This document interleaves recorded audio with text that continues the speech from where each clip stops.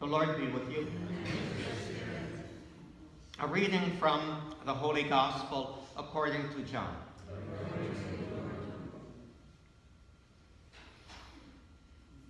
Standing by the cross of Jesus were his mother and his mother's sister, Mary, the wife of Clopas, and Mary Magdalene. When Jesus saw his mother and the disciple there whom he loved, he said to his mother, "Woman, behold your son." Then he said to the disciple, "Behold your mother." From that hour, the disciple took her into his home.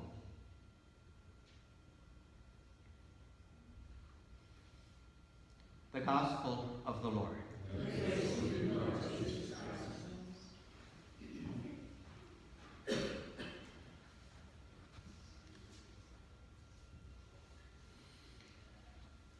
There is one thing that we can be absolutely sure of, and that is when God wants to communicate a message to us, he does not call a press conference.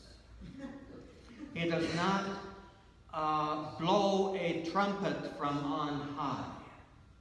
He does not make sure that everybody gets the message, and nor does he tweet. Rather, when God wants to get a message to us, he looks for the most humble and lowly of his servants. And that precisely is why he nearly always chooses Mary. Because Mary is and maintains her attitude of total openness, total humility, total yes to God. That characterized her in this life, the little bit that we know from the scriptures, nonetheless are very rich in pointing to that one fact, that her greatness lies only in her allowing herself to become the vessel that is filled with God, filled by God. So she claims nothing for herself. We, of course, honor her and pray to her for her intercession, because whenever we say Mary, as St. Louis de Montfort reminded us, whenever we say Mary, Mary says Jesus. And so we honor her above all creation. We honor her. But that is our expression of love and gratitude to her for having emptied herself totally to allow God to make her the vessel of his presence among us. His presence manifested in his Word, his Son, becoming flesh in the person of her Son. So God had a mission for Mary, which was able to be fulfilled only when she handed herself over totally, without self-will, without self-interest, handed herself over totally to God. So God chose Mary. Mary did not reveal herself to the halls of power. She did not come to the White House or to the Kremlin.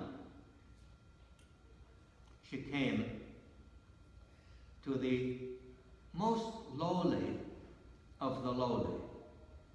Because in human society throughout the ages, there's virtually nobody who is more, how would I say, lower on the rung of society than shepherds. And she didn't reveal herself to her parents. She didn't reveal herself to adult shepherds. She didn't reveal herself to those who spent a lifetime in contemplation and prayer. She revealed herself to children, small children, two of whom, Francisco and Jacinta, were called home to the Lord only a couple of years later in the great Spanish influenza pandemic that I believe killed more soldiers in World War I than bullets and bombs did. And they were called home at an early age, already made perfect only by the grace of God. And so they're canonized today. Lucia is not canonized today because she died only fairly recently. And the process still has to go forward for her canonization, which I'm sure will happen quite soon. But she was called to remain. And remain in a life of self-giving and suffering and misunderstanding. That seemed to be her lot. So we can learn from the example of how God works in his people to discover what our vocation is. Because each one of us, as our Holy Father spoke special words to the sick and the elderly after his Mass today.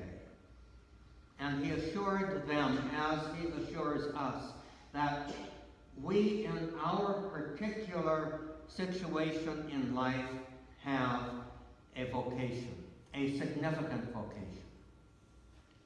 Because everybody who is here has in some way experienced the emptiness that the aging process imposes upon us.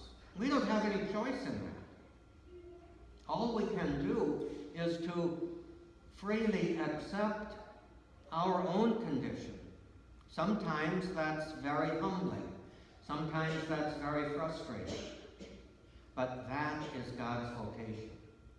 Because it is in embracing our own condition, our own situation, and allowing God to work through us that we are fulfilling the vocation of our own lifetime. No matter whether it's vocation as a priest, religious, married person, single person, whatever state and situation your life has been, we are all gathered together in one common vocation now. And that is to embrace our situation now and discover God working there. And God always is present to us, as our Holy Father assures us, in the wounds of Jesus. Just as it was on the cross, with nails through his hands and feet, with his side about to be pierced, that he gave the beloved disciple, representing the church, and Mary as mother to one another, as mother and son. So she is our mother. As we proceed in the vocation that God has given us, she is the one who will give us strength, give us hope, give us comfort, and help us, embracing the woundedness of Christ her Son, to be present as his instruments to one another.